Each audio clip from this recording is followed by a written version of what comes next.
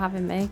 Give me some background of your experience within the rental property market, your own previous experience, and a little bit of a history regarding Rent East Yorkshire. Yep, so I've been in the rental industry for 10 years now, which is always really scary to say that it's double figures.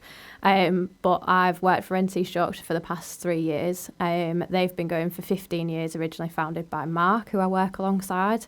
But I've worked across East Yorkshire throughout my career.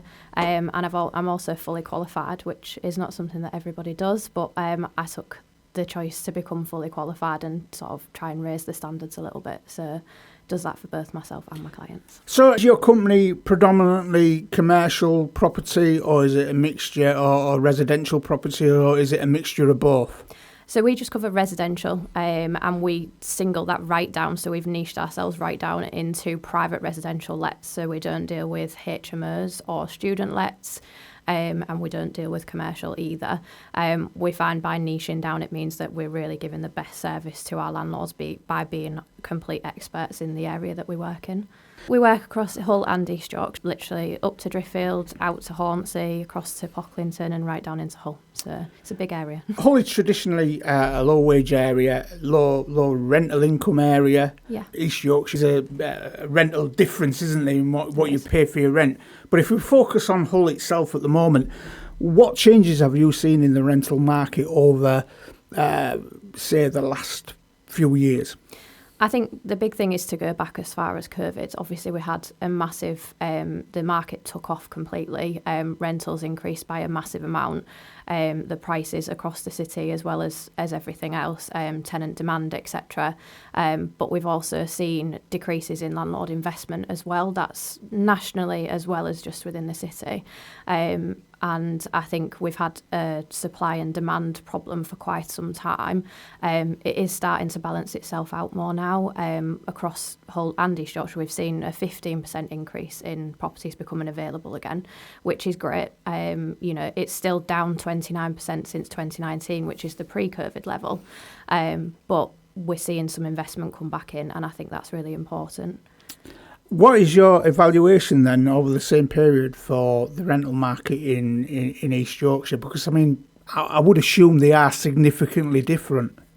They're different price-wise, but I think we've seen the same trends nationally and Hull and East Yorkshire. I think that whole supply and demand thing has been a problem right across the board. Hull has reflected the national problem that we've been having. So I don't think Hull and East Yorkshire differ much actually in the way that the market has been and how it's acted. Prices have increased in Hull. I think it's still something by 5% in the last year. So again, it's not as much as we were seeing the increases across COVID, but it's still levelling out again. So I think Hull and East Yorkshire reflect each other more than you think they do.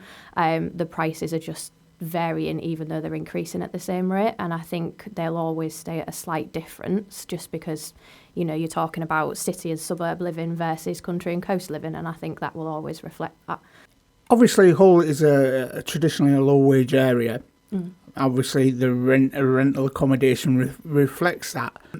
There is some discrepancy with the levels of rent and what people can pay or are expected to pay for rental accommodation in Hull and East Yorkshire, as opposed to, say, your other major cities, Manchester, Leeds, London, where you're paying crazy prices. Yeah. And that's that sort of play. Is Hull in a state at the moment where it's slowly catching up, do you think, or is it always going to be slightly more affordable to rent in the Hull area?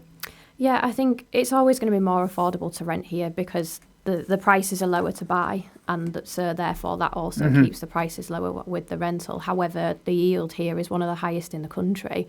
So I think the more investment that we get into Hull, the more that we'll see the prices across the board increase anyway. So, the yield here is about an average of 7.2%, which, like I say, is one of the best in the country following the North East. So. How would you describe the rental market, residential rental market at the moment? Because you mentioned earlier problems with supply and demand. Yeah. Obviously, that was exacerbated by COVID. Yeah, absolutely. Are we still reeling from the effects of that in the rental market? We absolutely are, and I think because there's more and more taxations on landlords themselves, so we are, even though we have seen a 15% increase in investment, we are still seeing landlords deciding not to invest as much, and again that is across the board, and what that means is that we haven't got enough supply for the demand. Like I said to you earlier, I've got 15 properties on a property in Kingswood later today.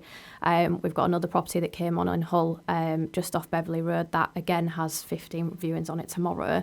So the landlord can only choose one person, and so that therefore you can see the supply and demand demonstrated. Is it due to recent changes in legislation regarding rental properties and stuff like that, where you frequently see on the news that landlords are deciding, well, this is no longer a viable proposition, and they're actually, they're putting the houses up for sale? Yeah, I mean, it's not just, so it's the Renters' Rights Bill that's going to make the big change across the compliance side of things, and I think that has had an effect. You've also got the changes to things like stamp duty and inheritance tax. A lot of landlords invest because they want to give something to their children, so inheritance tax is changing that.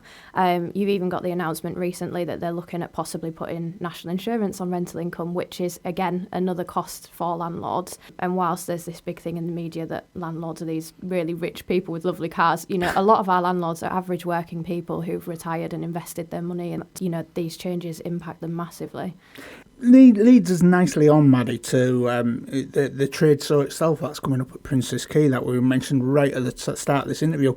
Do you believe that the trade show is good for the city? Yeah, absolutely. I mean, property is a huge part of Hull's growth and regeneration, and so I think it's really important that that is promoted within the city. Like I said, we've got one of the best yields for investment here, so being able to bring investors into the city and see exactly what is on offer here is a great opportunity for the city itself. So I understand you're exhibiting at the trade show.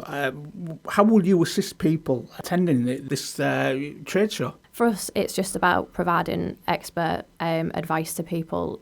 Like I've mentioned about the Renters' Rights Bill that's coming up, we can advise on stuff like that. I mentioned earlier as well, I'm fully qualified, so I've got all the backing from the regulatory body that I am a part of. And for us, it's about putting a face to the name, being out there as the local experts. That's really important to us, and being able to provide that advice to people in the community and that are looking to invest, because tenants have questions too. Yeah, absolutely. Or prospective tenants. And speaking of prospective tenants, if anybody wants to get in touch with you at Rent East Yorkshire, how do they best do it? The best way to get in touch is on our website, which is renteastyorkshire.co.uk. They can inquire about current properties that we've got, but we've also got abilities for them to inquire as landlords or tenants on that website.